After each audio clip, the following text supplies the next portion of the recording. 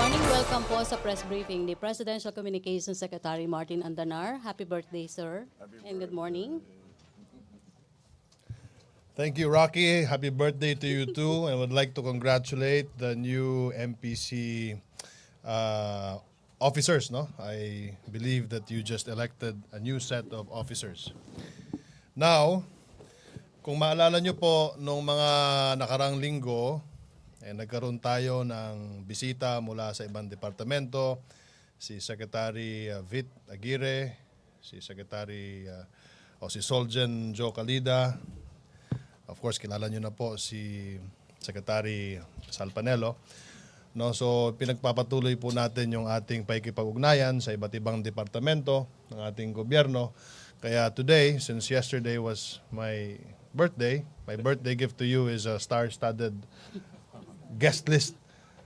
Kasama po natin ngayon ang ating kalihim po ng DILG, Secretary Ismael Sueño, Mike Sueno, at kasama rin po natin ang ating Commissioner ng Customs Commissioner Nicanor Faldon. Meron silang mga balita na ibibigay sa atin para punong-puno ang ating dyaryo, ang ating mga payagan, ating TV newscast at radio newscast at online newspapers by tomorrow, Rocky. So if I may, I will now introduce our first resource person. Is fellow man of faith. Before his foray into politics and government, Secretary Sueno graduated arts from Our Lady of Perpetual Help Seminary in Marbel and pursued philosophy from the Regional Major Seminary. Later in his life, Sec Mike chose to do more by serving our countrymen, first as elected mayor of Coronadal, South Cotabato, and then served as governor of South Cotabato. In 1997, Sueno was appointed to the Southern Philippine Council for Peace and Development, Consultative Assembly by then President Fidel V. Ramos. Prior to his appointment to the DILG, Sec Sueno has been active in various local and community organizations in South Cotabato. He founded the South Cotabato Foundation Incorporated and Tinguha Foundation, which are helping the poor in the provinces. Ladies and gentlemen of the Malacanang Press Corps, let us please welcome Secretary Mike Sueno. Hello, good morning and happy birthday, Sec Mart. Okay po, I'm ready. First question, sir. First question will come from questioners or no, it's opening. So I'm, before I used to watch this Malacanang Press Corps on TV. Yes, sir. Now I am here standing before you and I hope I can answer all your questions. Yeah. Yes, sir. Please. Yeah, okay. Please do, sir. So maybe I was asked by Sec Ernie to maybe I can talk about the Masa Masid updates. You know what Masa Masid is? So Masa Masid is an all barangay approach to eliminating illegal drugs, corruption and criminalities, and enhancing development in the countrysides. So, Masa Masid stands for, Masa is people, Masid is what's. Masa Masid is actually because we will focus on the barangay, this is an umbrella organization of all government groups located in the barangay, plus volunteers from the barangay. So, parang they will volunteer to come out in support of our government, especially now, especially now that our president won on the basis of volunteers coming from the entire nation. Now we know that this voluntarism among our people still exists. This is why our president has a high trust rating. So, so we will seize this opportunity for our barangay people to volunteer themselves, especially in the elimination of drugs, criminality and corruption, and also enhancing development. So the objective of Masa Masid is to lift our people in the barangays out of poverty and becoming a society, a self-sustaining society, and a happy community free from drugs, corruption, and criminality. And our strategy is to coordinate all agencies of government in the barangay plus volunteerism from the people at the lowest expense from government and evoking immediate action from our people in the barangays, from the government and people in the barangays. Yun ang strategies natin. Thank you, Secretary. First question will come from Pia Rappler. Microphone, please. Yeah, yes. Thank you. Good morning, sir. I Yes. just want to ask, ano na pong update on the investigations of the mayors linked to drugs? For example, the Albuera mayor was able to go back to his position. Will the same fate, will the other mayors also, will that happen to them? And what will be the basis for saying that there is not enough evidence and thus they can go back to their positions?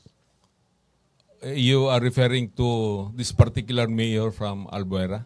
Sir, yes, and also the others who have been. Yeah, all the others who were mentioned by the president, many of them came to our office, but they denied involvement in drugs. All of them denied. But one thing good is that they agreed to open themselves to investigations. So they have signed a waiver for us to investigate them. So we are now in the process of investigating all these mayors.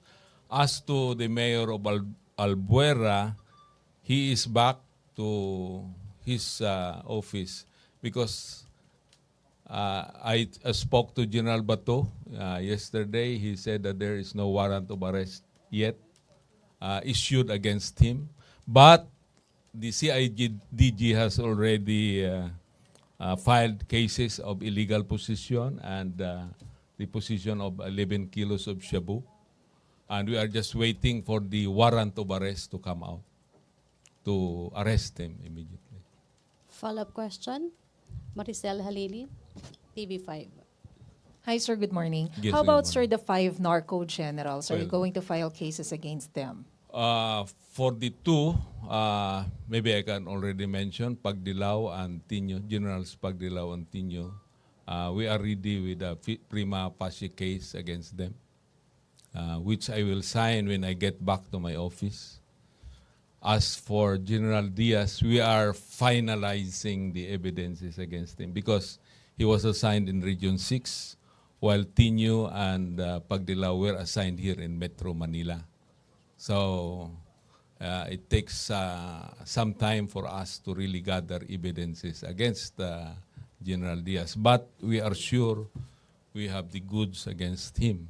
We have evidences against him. As for Mayor Luot, Mayor Luot, we already lifted his supervision over the police, and we have also canceled his license or permit to own guns and bodyguards. No, we also canceled all those. And since he is a new mayor, we cannot come up with evidences administratively against him as mayor. So, but what we are doing is we are conducting lifestyle check on him to find out that his assets are not proportionate to his income. So that is our strategy. Sir, what particular cases are you going to file against the two narco generals? And when are you going to file it, sir? Well, we will come out with the cases to be filed against them in due time. So maybe we can wait until tomorrow. We will publish that tomorrow. As for General Garbo, well, he's not in active duty right now. He's neither an elected official. So the CIDG will file cases against him. Yeah, okay. Alexis Romero, Philippine Star, then to be followed Alexis. by Marlon Ramos. Sec, have you seen the matrix of narco politicians? What do you mean matrix? The matrix, the list of politicians allegedly involved in drugs that was forwarded to the president. We have our own our own record. Okay. No, so maybe I know the president has many sources. No, so we have our own source records also. So based on your sources, how many local executives are allegedly involved or believed to be involved in narcotics? Well, we cannot reveal, but I am sure that there are more local executives who are involved in drugs. Kahit rough figures, hundreds ba? Or If we include the barangay captains, maybe hundreds. hundreds? Still hundreds. Kung, If we include the barangay captains. kung yung local executives lang. Kung local executives, maybe not, maybe about 50. 50. Or All throughout the country. all throughout the country. All I can say is that there are more who were not announced by the president. And they are being investigated. They are validated up to now. And they will likely be part of the expose, the next expose. We are not sure, but this is up to the president. So since you have 50, you said you have 50. Maybe more or less. What do you say? What does this say about the problem? This says that the problem on drugs is enormous. It has gone. It has expanded not only in one province but all throughout the country. This is why the president, we can understand the passion of the president in really eliminating drugs, because it has proliferated mainly because of the protection given by our local executives and our police. So this is why maintindihan natin kung gaano siya ka-passionate, no? Ang this is his primary mission, really, why he ran for president, to save our country from the clutches of drugs, of the menace of drugs. Okay, Thank you, Sec. we accommodate 2 questions na lang or 3 questions. Sir, good morning, Secretary. Yes. Sir, and yes, I understand you submitted a list of provincial governors who are doing their part in curbing illegal drugs in their communities. Can you explain, sir, yung vetting process niyo? They are not only after or containing the drug problem in their provinces, but they are also model governors. No? They are governors in governance, in transparency. No?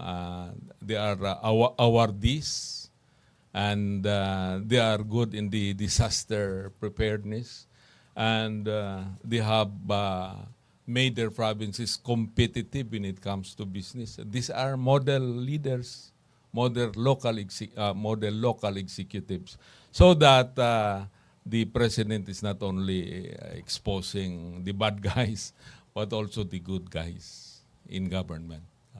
Sir, I understand one of the criteria you used was dapat yung governors who are identified or described to be members of political dynasties should be excluded from the list, and also those who are facing charges in the Office of the Ombudsman. Yes. Pero nandun po si Ilocos Norte Governor Amy Marcos and Isabela Governor Bojidi are both members of well-known political dynasties in their provinces. Well, maybe they are, no, they are members of the dynasties, but they have proven to be very good administrators and very good governors. So maybe na outweigh yung pagka-members nila ng dynasties and by their performance as governors. They're exempted from that yeah. criteria.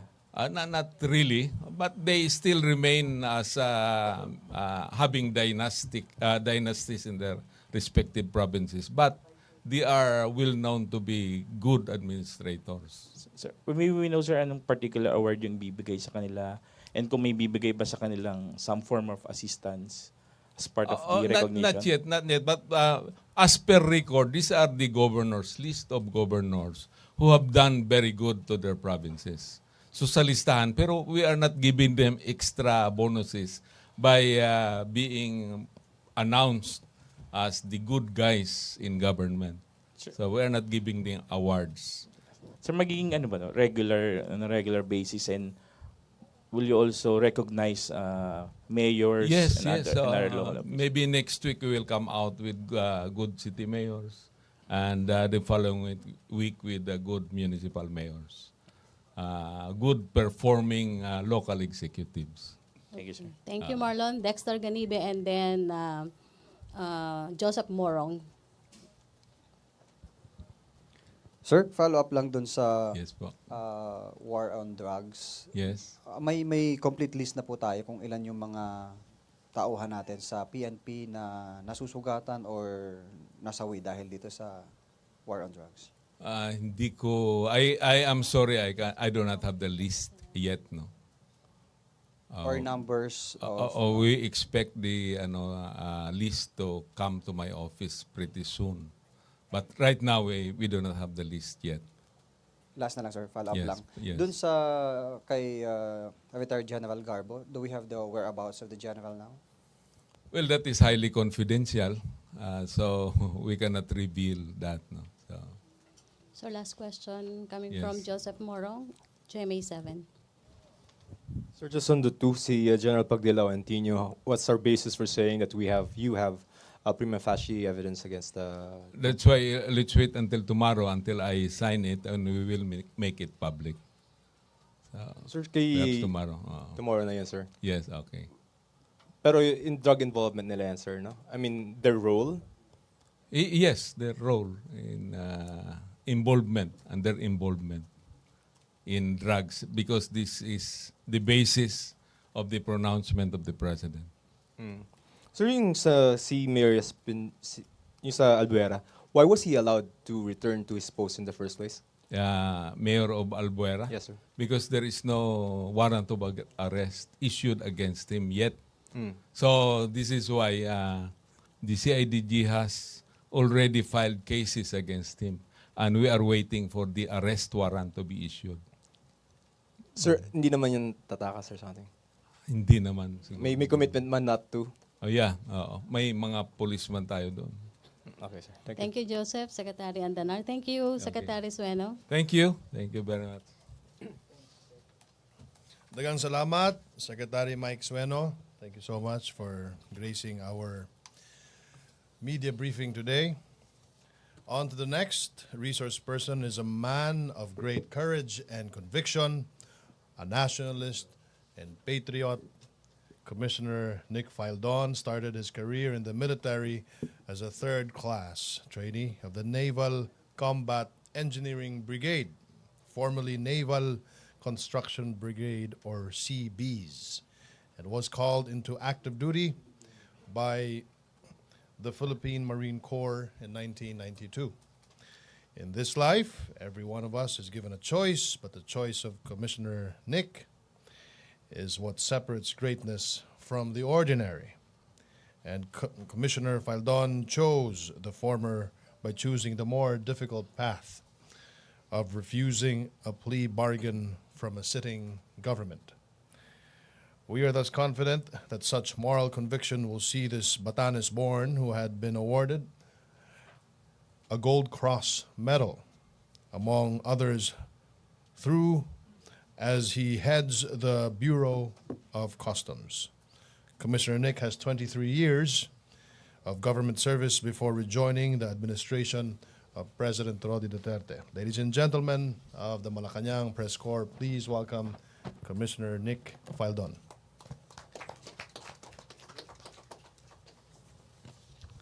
Happy birthday, sir.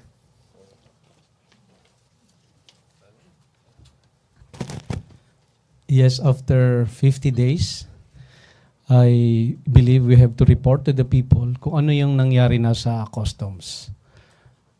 1.3 billion of different types of contraband have been seized by the Bureau of Customs, ranging from drugs, red onions, sugars, and kasama yung mga pampaganda, cosmetic, mga fake or without FDA permits coming from the different parts of the world na pumasok. So, meron na tayong including 10 high-powered firearms that were attempted to be sneaked to the country through balikbayan boxes. Yan, ano pa? Yes. Yes, sir. We have also, okay na? Yes, sir. We have also have a strong case against one of our employee. The name is Customs Police Captain Arnel Bailosis. 4 individuals who have direct transactions with him testified through affidavit that previously, since 2012, they have been giving bribe money. It's called in the customs tara, amounting to at least 100 to 120 million pesos monthly. So I've already forwarded the case folder of this employee to the Department of Justice for investigation. That's so far as our effort to curb corruption in the Bureau is concerned. We have now a very strong case against this individual. In our effort to make the Bureau more transparent to the public, by next week you can now view the Office of the Commissioners through online. We have set up right now the setting up of CCTV cameras in all the front-line offices of the Bureau of Customs have been ongoing. We expect that in the next 30 more days, the big ports in Manila can now be viewed publicly, all the transactions being done there. But my office is the first one, so that no employee will refuse the setting up of the CCTVs. By next week, you can now view me in my office, in my conference rooms, and everywhere that's within the Office of the Commissioner. So I'll set an example on the setting up of the CCTVs. Since my day one of office, I've invited you, the press people, to go to the Bureau and look for whatever you want, and our office is open. This is in line with the President's position of transparency. Even without the law being passed, we'll open up our offices. You can ask anything you want, and we will provide it to you. So that's as far as the transparency of the Bureau of Customs is concerned. We are continuously isolating and tracking all the Bureau officials that are believed to be very corrupt. In your previous report, some of you have already reported activities I have done, set up standards with the Bureau officials. So Questions? MPC? questions? Marlon? Pia Rappler. Microphone, Alexis. Thank you. Sir, President Duterte last weekend said that all the posts that are not cabinet secretaries and not career officials would be vacated. Do you consider your post vacated as of today? I've received instructions from last night through Secretary Medialdia to continue to discharge my duties. Marlon Ramos. So regarding the customs personnel, you said bibigay ng tara. Sino yung mga nabigyan niya? Sino-sino yung mga tao na yan? Are you considering also filing cases possibly against them? That's why I turn over the case folder to the Department of Justice so that they will be the one to conduct investigation and come up with whatever courses of action it's necessary to be done. Were you able to speak, sir, with that guy? Yeah, I've spoken to the official immediately within the day that I received the information. And then, of course, nobody... He denied us. So that's why let's see the result of the investigation.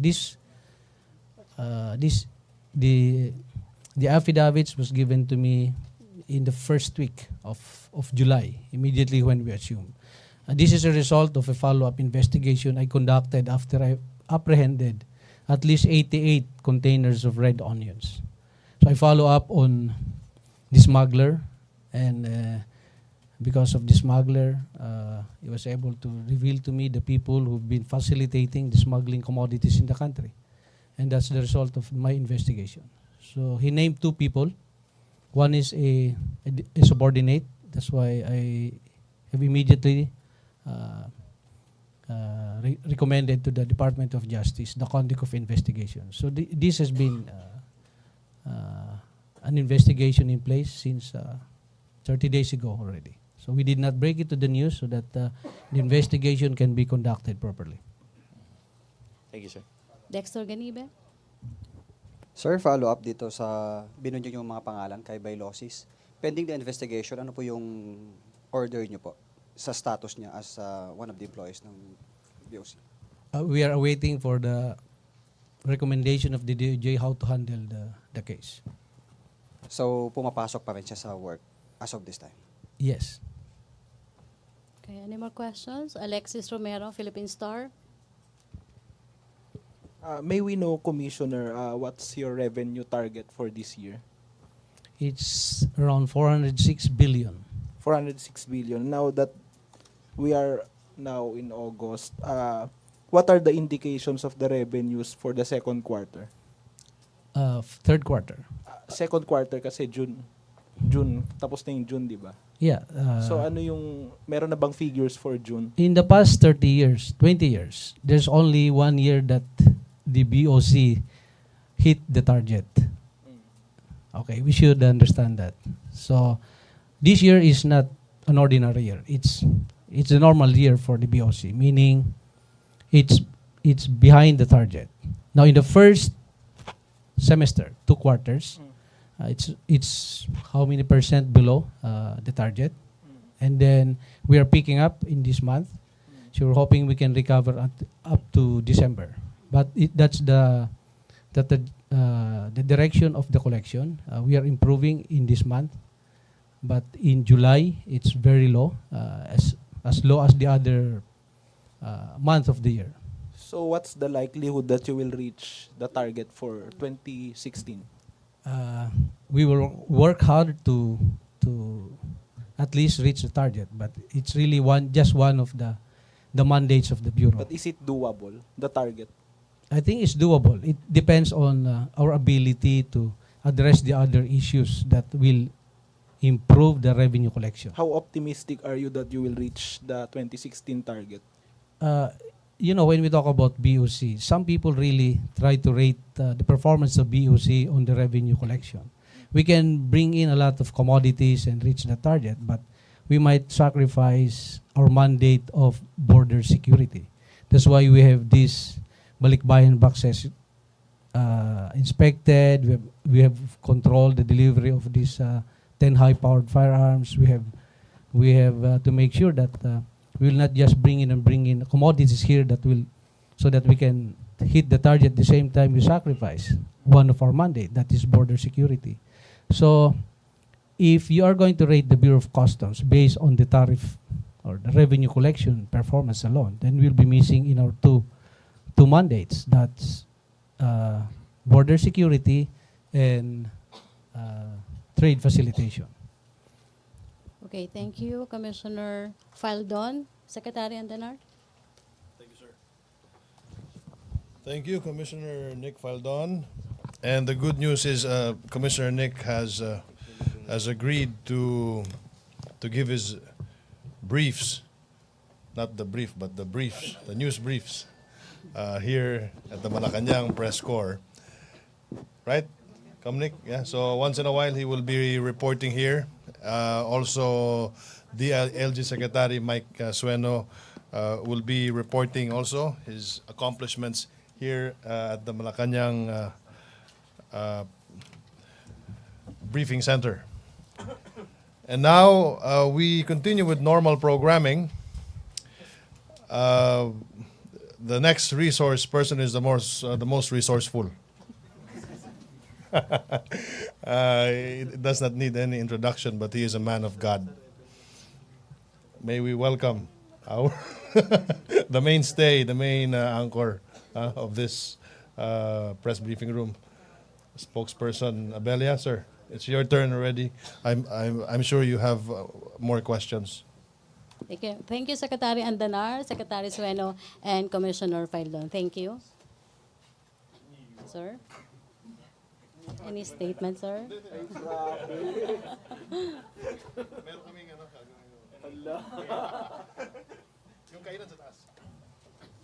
Presidential Spokesperson Ernesto Abella. Right. Sige. Good morning. No, it's perfectly all right. Actually, this whole period is really dedicated to them. But so we'll allow for about 2 or 3 questions. Okay.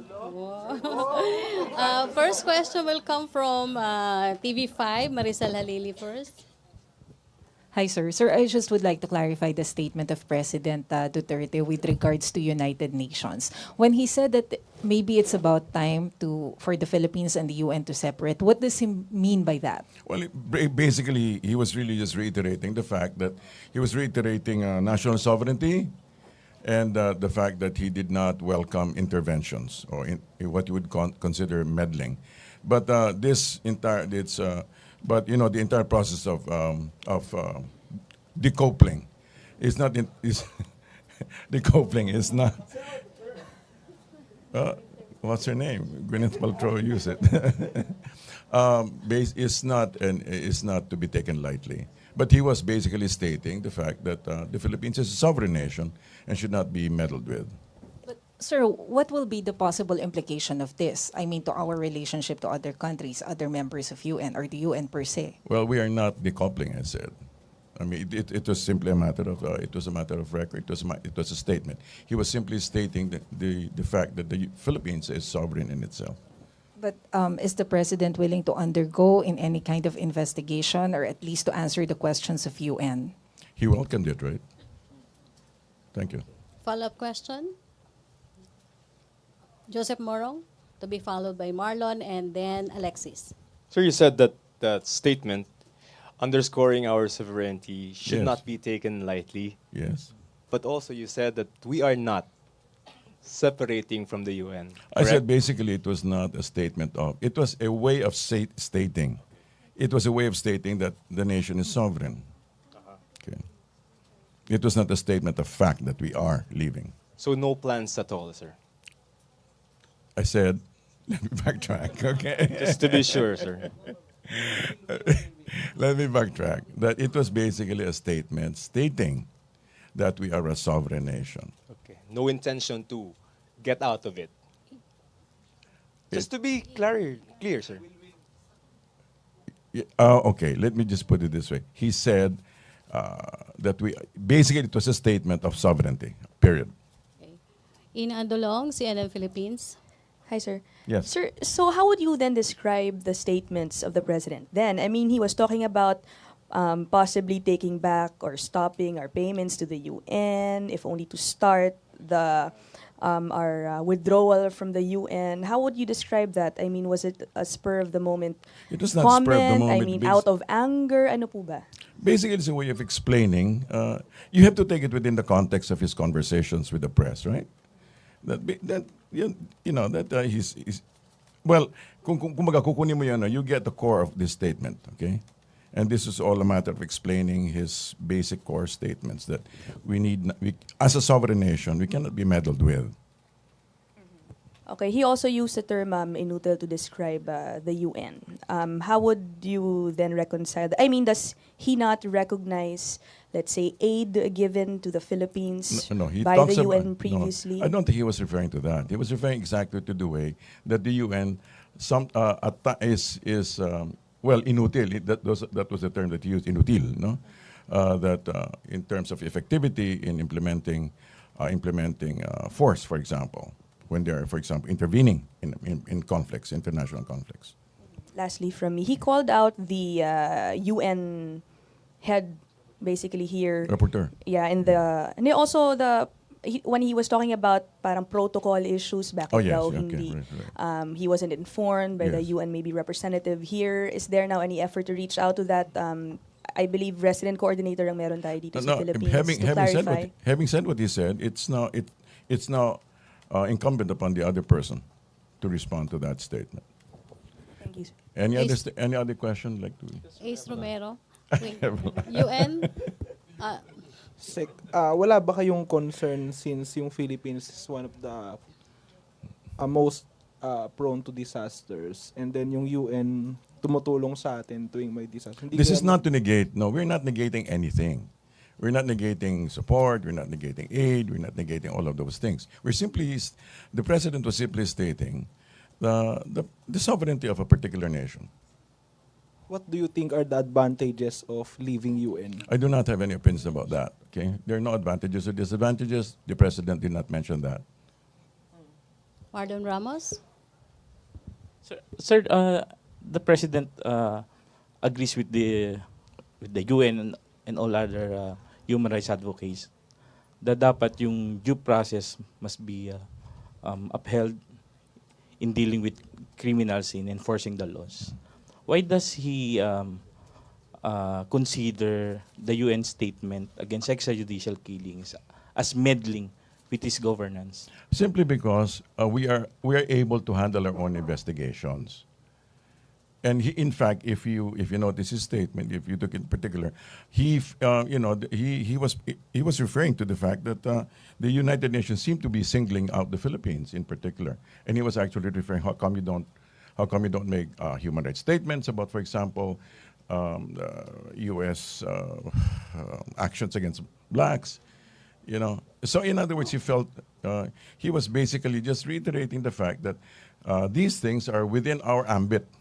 Within the ambit of national sovereignty, national concerns, and that there was no call for the United Nations to at this stage. There's no call for the United Nations to make any investigations, and that of course he in fact as the question of Ms. Kalalang earlier, that there should have been if they really had any serious intentions about investigating these matters, they should have made formal presentations and not just made general statements.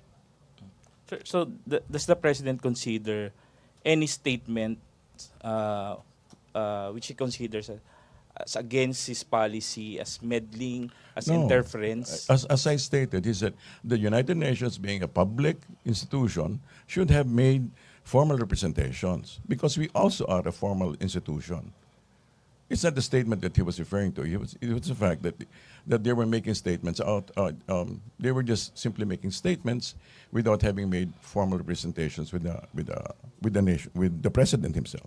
Sir, apparently the president is not aware of the assistance that UN has been giving the Philippines, lalo na nung panahon ng Yolanda and those things, other humanitarian aids. Excuse me. Those things are two entirely different concerns. He was not disclaiming the aid. He was simply disclaiming he was taking umbrage at the fact that the United Nations, through their representatives, were making public statements without having made formal representations. But the president said UN has done nothing to us anyway. He Come said again? that. Sabi po ni Presidente Duterte, the UN has done nothing to us anyway. So Well, might as well sympathize with. Come again? So might as well na we bolt out from the UN kasi wala naman sila nagagawa for the Philippines. Come again. I'm asking that Kasi are you planning to brief the president at least No, on he is- on the relationship between the Philippines and UN and how UN is extending assistance to nations like the Philippines? The president does not need briefing from me. Okay, he is perfectly aware of this situation. Thank you very much. Okay, thank you. Thank you. May question? Other issue? UN? Can we other move on issue? to- Other issue, Marisol Halili, Other issues. TV5. Sir, yung sa... Oh, yeah.